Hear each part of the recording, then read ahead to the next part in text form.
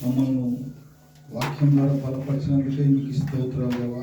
పాటల ద్వారా ఆరాధనలో మీరు మహిమ పొందించినారు అయ్యా. సహోదరుల ద్వారా మరి కొన్ని విషయాలు నేర్చుకొని ఉంటున్నాం. అదేవిధంగా ఈ సాయంకాల సమయంలో ప్రభా ఈ యొక్క సుధాకాలనికి నడిపించి ప్రభా సహోదరులు నిలవరు దేవా. ఈ విధంగా ప్రభా చిన్న మందగా చేరి మిమ్మల్ని స్తుతించడానికి గణపరచడానికి ఇచ్చినటువంటి భాగ్యం బట్టి మీకు స్తోత్రాలు దేవా. ఈ సమయంలో ప్రభా మేము వచ్చి చేరి ఈ విధంగా మీ ప్రభు స్తుతించాలని ఆశతో వచ్చింటున్నాం. మా ఆశ నెరవేర్స్తారని సహాయం చేస్తాం నమ్ముతూ మా మధ్యన ఉండి నడిపిస్తారని సహాయం చేస్తున్నాం. పాటల ద్వారా ఆరాధించడానికి సాయం దయచేసిన స్తోత్రం. అదేవిధంగా ప్రభా అమూల్యమైన మాటల ద్వారా సహోదరుల ద్వారా వినేదానికి సమయం ఇంకా ఉన్నది ప్రభా. సహోదరుడు వాక్యం చెప్తాముగా బలపరచండి, సహాయం దయచేయండి, ఆదివంతం ఉండి నడిపించండి, మీరు మహిమ పొందినట్లు సహాయం దయచేయమని క్రీస్తునామమున నా ప్రార్థన చేసి వేడుకుంటున్నాం తండ్రి.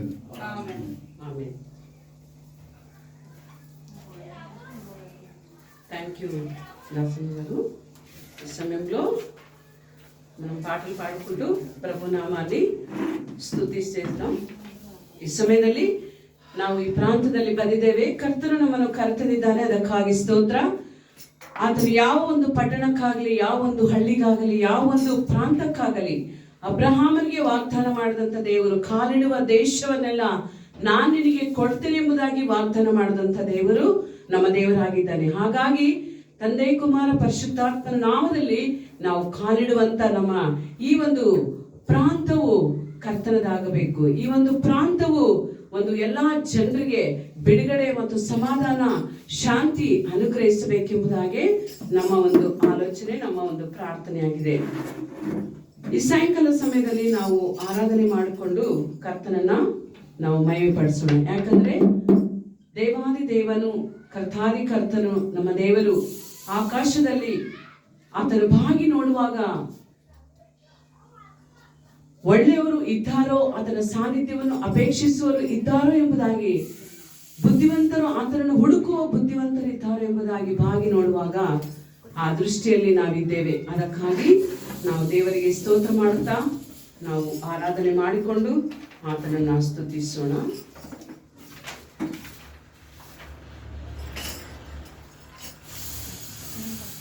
ದೇವರು ನನಗೆ ಆಶ್ರಯ ದುರ್ಗ, ದೇವರು ನನಗೆ ಆಶ್ರಯ ದುರ್ಗ.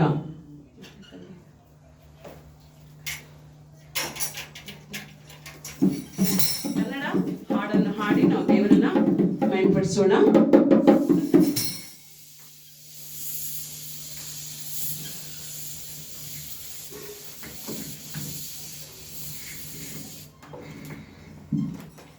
ದೇವರು ನನಗೆ ಆಶ್ರಯ ದುರ್ಗ, ಸಂಕಟದಲ್ಲಿ ಸಿದ್ಧ ಸಹಾಯಕ. ದೇವರು ನನಗೆ ಆಶ್ರಯ ದುರ್ಗ, ಸಂಕಟದಲ್ಲಿ ಸಿದ್ಧ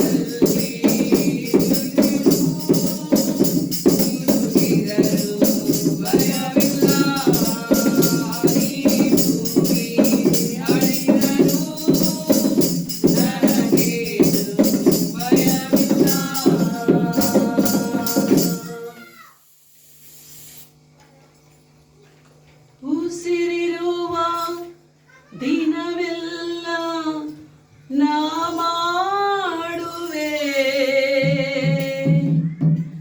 ನಿಮಗೆ